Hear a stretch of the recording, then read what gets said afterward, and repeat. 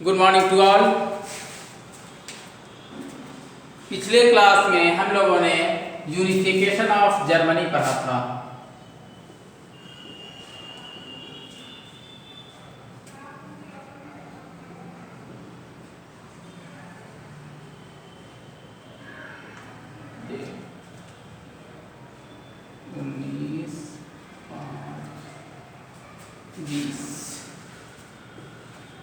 Unification of Germany. Previous class में हम लोगों ने फ्रेंच रेवोल्यूशन, नेपोलियन बोनापार्ट, इसके बारे में हम लोगों ने जानकारी हासिल की थी। आज हम लोग देखेंगे कि यूनिफिकेशन ऑफ जर्मनी किस आधार पर और किस बेस पर किया जाता है। जर्मनी जैसा कि नाम से ही पता चल रहा है, यूरोपियन कॉन्टिनेंट का एक ऐसा देश है जो कि पूरे यूरोपियन कॉन्टिनेंट के बिल्कुल जो है वह सेंटर में पाया जाता है। यानी यूरोपियन कॉन्टिनेंट के बिल्कुल सेंटर में पाया जाने वाला जो देश है, आज हम इसको जर्मनी के नाम से जानते हैं। लेकिन आज की तारीख में जो जर्मनी है, वह जर्मनी उस वक्त नहीं था जब इसका यूनिफिकेशन किया गया था, बल्कि उस वक्त का जो जर्मनी जो था वह लगभग 300 छोटे छोटे टुकड़ों में जो है वह विभक्त था। 3 पार्ट्स डिवाइडेड वेयर डिवाइडेड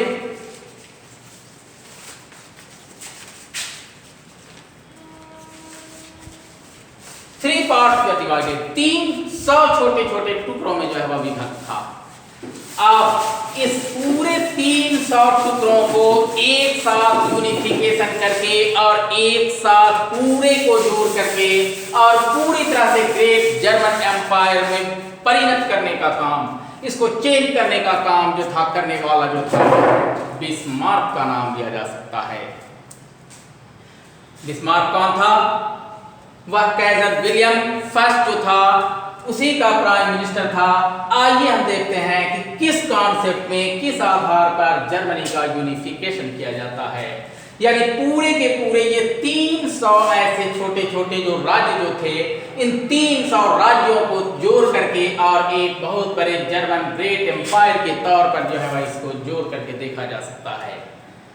आइए बात करता हूं यूनिफिकेशन ऑफ जर्मनी पर। अगर जो हम बात करते हैं तो सबसे पहले अपनी कल्पना को हम पीछे की तरफ जो है वह लेकर के चलें। वह कौन था? Napoleon Bonaparte. इसलिए कि ये नेपोलियन बोनापार्ट की जो कहानी है वो हमारा पीछा जो है वह भी नहीं छोड़ेगी।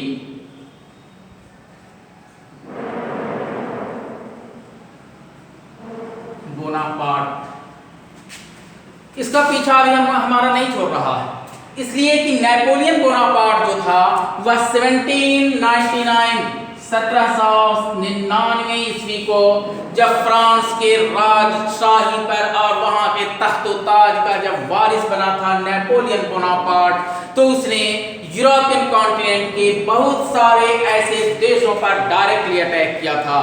साथ ही डायरेक्ट और इनडायरेक्ट तौर से यूरोपियन कॉन्टिनेंट के बहुत सारे ऐसे देशों को उसने ज़ेर करने की कोशिश की थी। बल्कि यूं कहा जा सकता है कि नेपोलियन की ताकत जो थी वह दुनिया के पूरे यूरोप में कोई ऐसा देश नहीं था जहां पर उसने अटैक नहीं किया हो, जो कि जर्मनी को भी इसने नहीं छोड़ा था।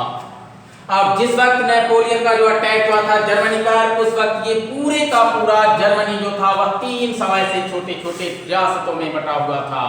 और अब नेपोलियन का जब जो अटैक होता है तो उस सिचुएशन में उसने 39 ऐसे जो है वह 300 से कम करके नेपोलियन कितना पर ला रहा है? 39 पर। इसका अब इसने नाम लिखा था 39 जर्मन फेडरेशन। German federation. इस तरह से हम कह सकते हैं कि 300 से 39 पर लाने वाला, यानी पहले छोटे छोटे जो है वह 300 छोटे छोटे राज्य थे और 300 राज्यों को मिला करके और 39 पर ला खड़ा करने वाला जो था वह नेपोलियन बोनापार्ट था। इस तरह से जर्मनी को यूनिफिकेशन करने के लिए, जर्मनी को एकीकरण करने के लिए सबसे पहला साहसिक प्रयोग जो उपयोग करने वाला जो था वह नेपोलियन बोनापार्ट था, जो कि उसने अपने शासनकाल में जो है वह शुरू करता है। जर्मनी पर नेपोलियन का भी अटैक होता है और नेपोलियन जब 1799 ईस्वी को फ्रांस का जो डिक्टेटर बनता है तो लगभग 16 साल के अपने इस कार्यकाल में उसने यूरोपियन कॉन्टिनेंट के जो कोई भी जो बड़े बड़े बाहुबली जो देश थे, जिनमें हम नाम ले सकते हैं German, Italy, Austria, Hungary, Persia, दुनिया यानी यूरोपियन कॉन्टिनेंट के बहुत सारे ऐसे देश थे जिसने एक एक करके सबको उसने जेर करना शुरू कर दिया था। यहाँ तक कि जर्मनी को उसने जो है वह डिवाइड, जो कल तक जो 300 पार्ट्स में जो डिवाइड थे, अब इसको जो है वह उसने 39 पर ला खड़ा किया और इसका नाम रखा था जर्मन फेडरेशन। क्लियर है? अब आगे मैं बात करता हूं, लेकिन जर्मनी की ये नेपोलियन बोनापार्ट की ये बढ़ती हुई ताकत जो थी वह कितने दिनों तक थी? ओनली 16 इयर्स, 16 साल। सबसे पहले मैं बात करूं कि जब इसकी ताकत जो बढ़ रही थी तो आखिरी स्टेज में एक ऐसी लड़ाई होती है नेपोलियन के साथ जिसको कि हम बैटल ऑफ लिप्जिग का नाम देते हैं। लिप्जिग कब हुई थी ये? 1813 नेपोलियन के साथ ये लड़ाई हो रही है, battle of Leipzig.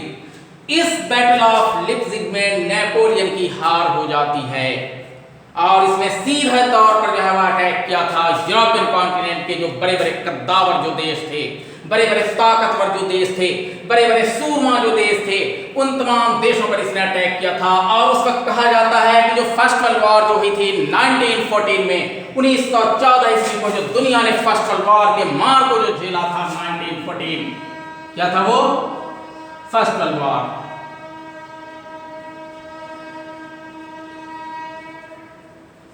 First world war हो रही है 1914, लिप्जिग बैटल ऑफ लिप्जिग हो रही है 1813। लगभग जो है वो फर्स्ट वर्ल्ड वॉर जो हुई थी, इस फर्स्ट वर्ल्ड वॉर से पहले दुनिया की ये पहली लड़ाई थी जिसमें लगभग बहुत बड़े पैमाने पर खून खराबा हुआ था।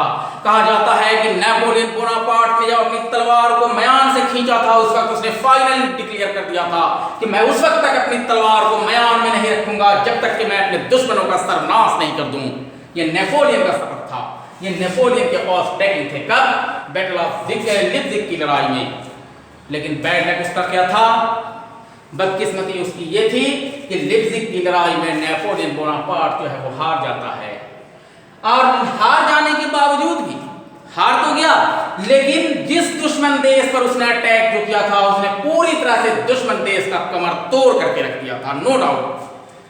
इसलिए कहा जाता है कि फर्स्ट वर्ल्ड वॉर जो हुआ था 1914 में, इस 1914 के पहले जो बैटल ऑफ लिप्जिग जो हुई थी 1813 में, इस लड़ाई में दुनिया ने सबसे पहली बार इतने बड़े पैमाने पर खून खराबा देखा था। कहा कि लाखों लोग जो है वह मौत की नींद सुला दिए गए थे।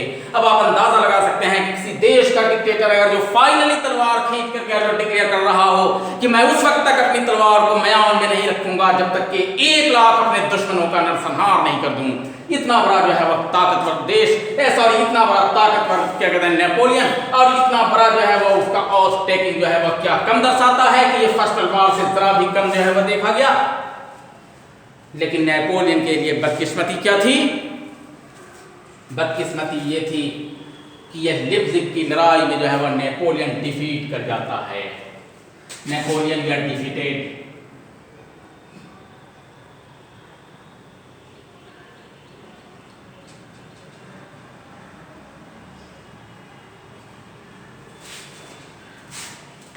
फाइनली तो इसने शपथ ले लिया था, लेकिन नेपोलियन जो है इस लड़ाई में हार जाता है।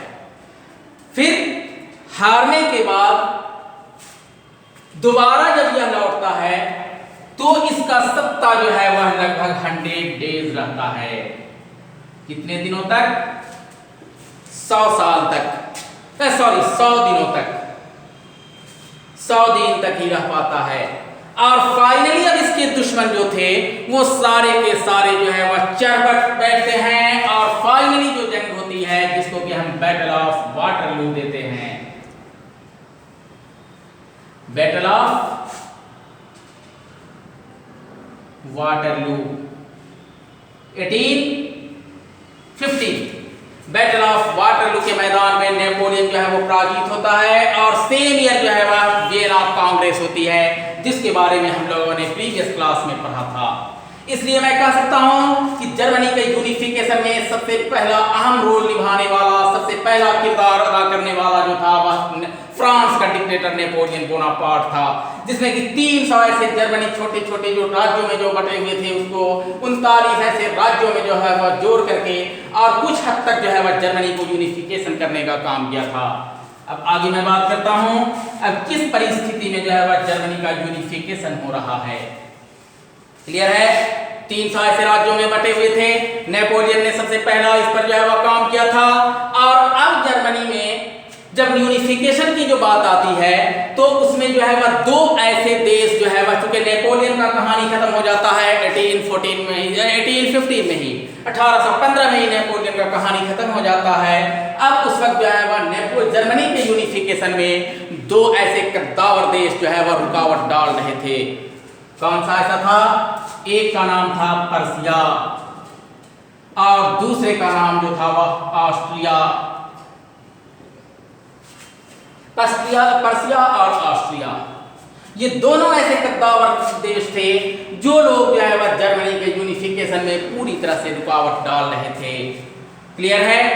इसलिए कि जर्मनी का जो चांसलर जो था वह ड्यूक मेटरनिक, उसने जो है वह प्रीवियस क्लास में मैंने आपको बताया था कि ऑस्ट्रिया का चांसलर ड्यूक मेटरनिक ने जो है वह वियना कांग्रेस की मेजबानी की थी, नो डाउट।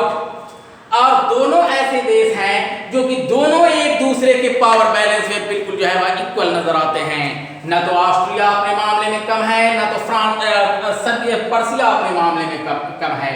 अब यहाँ पर दोनों ऐसे देश जो थे, अब यहाँ पर यह एक ऐसा मामला फंसा था कि आखिर जर्मनी का यूनिफिकेशन अगर जो कर दिया जाता है तो ये पर्सिया और ऑस्ट्रिया दोनों में से कौन जो होगा वह इस दोनों के सत्ता का भागीदार होगा, किसकी जो है वह हुकूमत होगी, कौन इसके ऊपर शासन करने वाला होगा जर्मनी को आज यूनिफिकेशन अगर जो कर दिया जाता है तो।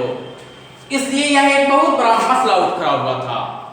उस सिचुएशन में और जो है वह मैं थोड़ा जो है वह जानकारी के लिए बता दूं कि उस वक्त ऑस्ट्रिया और पर्सिया जो थे दोनों जो है वह क्रिश्चियन कम्युनिटीज के ही देश हैं, लेकिन क्रिश्चियन कम्युनिटीज के होने के बावजूद भी जिस तरह से हमारे हिंदू धर्म में, जिस तरह से इस्लाम धर्म में अलग अलग क्या कहते हैं कि सेक्ट के लोग जो है वह मौजूद हैं, कोई जो है वह जिस तरह से हिंदू धर्म में भगवान कृष्ण की पूजा करने वाले हैं, कोई माता दुर्गा की पूजा करने वाले हैं, कोई जो है वह श्री रामचंद्र जी की पूजा करने वाले हैं, जस्ट इसी तरह से ऑस्ट्रिया क्या कहते हैं कि क्रिश्चियनिटी में भी सेम इसी तरह से कई ऐसे सेक्ट के लोग जो है वह पाए जाते हैं, जिनमें खास तौर से दो ऐसे सेक्ट का नाम लिया जा सकता है, जो कि सबसे पहला होगा कैथोलिक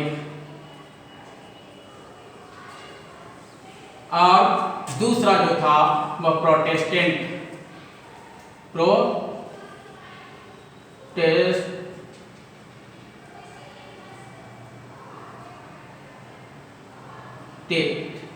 प्रोटेस्टेंट ठीक है।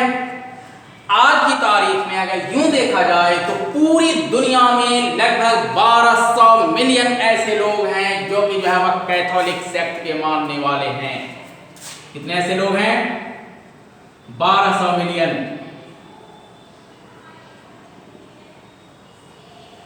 और प्रोटेस्टेंट सेक्ट के जो मानने वाले जो लोग हैं वह लगभग 800 मिलियन हैं। जमात किसकी ज्यादा होगी? कैथोलिक वालों की। ये लोग जो है वो फाइनली इस चीज पर जो है वो कॉन्सेप्ट रखा करते थे कि बाइबिल, मदर मेरी और पोप, जो क्लर्जी तबके के जो लोग हैं उनमें जो सबसे सुपीरियर पोस्ट जो माना जाता है वह पोप का माना जाता है। और कैथोलिक तबके के लोगों का ऐसा मानना था कि जो पोप जो होते हैं वह डायरेक्ट जो है वह प्रॉफिट ईसा यानी जीसस क्राइस्ट के जो है वह अवतार हैं।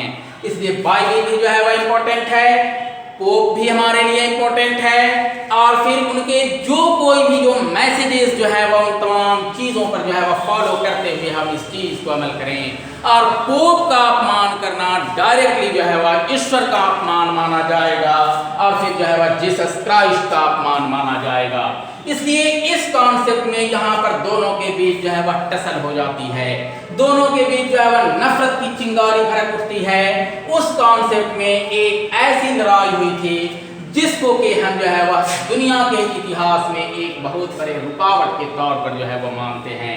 कहा जाता है कि दोनों सेक्ट के अंतर्गत जो है वह लड़ाइयां उठ खड़ी होती हैं और इसी तरह से यहाँ पर दो ऐसे कॉन्सेप्ट जो है वह देखने को जो मिलते हैं, कैथोलिक और फिर प्रोटेस्टेंट, दोनों के बीच जो है वह लड़ाइयां शुरू होती हैं। इंडिया के कॉन्सेप्ट में भी अगर जो मैं बात करूं तो इंडिया में भी जो है वह वैसे कॉन्सेप्ट के लोग जो है वह ईसाई कम्युनिटीज के पाए जाते हैं जिसको कि हम ऑर्थोडॉक्स कैथोलिक कॉन्सेप्ट के लोग मानते हैं।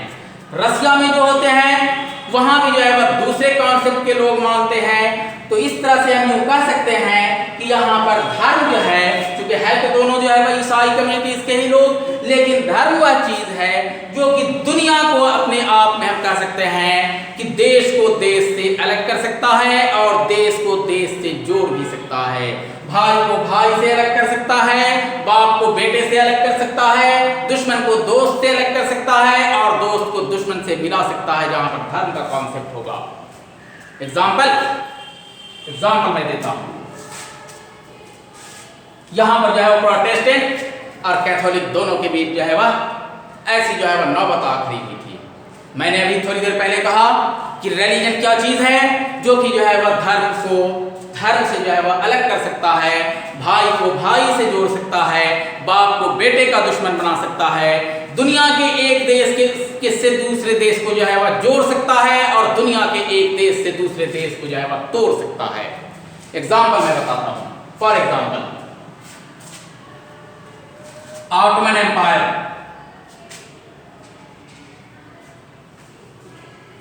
याद होगा ऑटोमन एम्पायर से अलग होने वाला कौन है? ग्रीस। ग्रीस किस बेस पर अलग हो रहा है? ऑटोमन एम्पायर से ग्रीस जो है वह किस बेस पर अलग हो रहा है? जिसको कि हम ब्रैकेट जो है वह यूनान कहते हैं। किस बेस पर अलग हो रहा है? धर्म के आधार पर।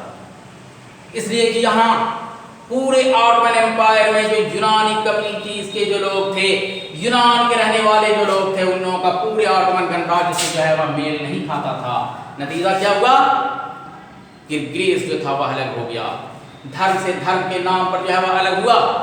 सेकंड एग्जांपल, कौन सा ऐसा देश है जिसने की जो है वह धर्म के नाम पर जो है वह एक साथ जो है वह जुड़ा था, जिसका ज्वलंत एग्जांपल जो है वह कौन है? जर्मनी। जर्मनी उत्तरी और दक्षिणी, साउथ और ईस्ट, नॉर्थ और साउथ दोनों जर्मनी है और दोनों को जो है वह धर्म के आधार पर जो है वह जोड़ करके और यूनिफिकेशन कर दिया जाता है। इसलिए जहां पर रिलीजन का अगर जो मामला होगा, जहां पर धर्म का अगर जो मामला अगर जो होगा, तो फिर वहां पर जो है वह अपने आप को जो है वह आदमी पूरी ताकत जो है वह लगा देता है, चाहे वह क्रिश्चियनिटीज कम्युनिटीज के लोग हों या फिर दुनिया के जिस किसी भी तबके के लोग हों। यहाँ पर जो है वह एक बड़ी रुकावट जो है वह डालने वाले ऑस्ट्रिया और हंगरी थे, ऑस्ट्रिया और पर्सिया थे, जिन लोगों ने जर्मनी के यूनिफिकेशन में बहुत बड़ी बाधा डाल रहे थे, जो कि बाद में चल करके फिर जो है वह बिस्मार्क आता है। बिस्मार्क कौन है यह? विलियम फर्स्ट का prime minister, William first. William first का ये प्राइम मिनिस्टर है। बिस्मार्क जो कि इसकी पैदाइश जो थी वह 1800 बॉर्न कब हो रहा है? 1882 से बिस्मार्क की पैदाइश हुई थी और 1848 ईस्वी को इसने डायरेक्टली जो है वह पॉलिटिक्स में स्टेप लिया था। अपना सबसे पहला कदम पॉलिटिक्स में रखने वाला बिस्मार्क जो था वह 1848 ईस्वी में। इसलिए हम कह सकते हैं कि विलियम फर्स्ट का जो पहले जो है वो प्राइम मिनिस्टर है बिस्मार्क, और तब उसके बाद जो है वह इसकी जन्म जो है वह 1812 ईस्वी को हुई थी और फिर उसके बाद जो है वह 1848 में इसने सबसे पहला कदम रखा था। फिर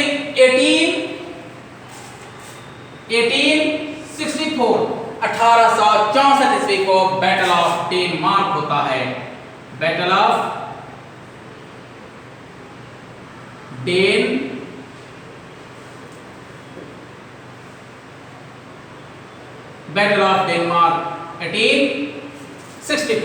1848 में अब क्या कहते हैं कि इसमें कदम रखता है पॉलिटिक्स में, और कुछ ही समय के बाद इसने अपने वैसे कूटनीतिक चाल के तहत, वैसी बहादुरी के तहत एक एक करके उसने तमाम देशों को जेल करता हुआ चला गया। और फिर उसके बाद जो है वह हम यूं कह सकते हैं कि बैटल ऑफ डेनमार्क के बाद फिर जो है वह दूसरी लड़ाई होती है 1866 में, जिसको कि हम 1886 ईस्वी को फिर की लड़ाई कहते हैं। और तब उसके बाद जो है वह आसानी के साथ जर्मनी के यूनिफिकेशन का मामला हमवार होता चला गया था।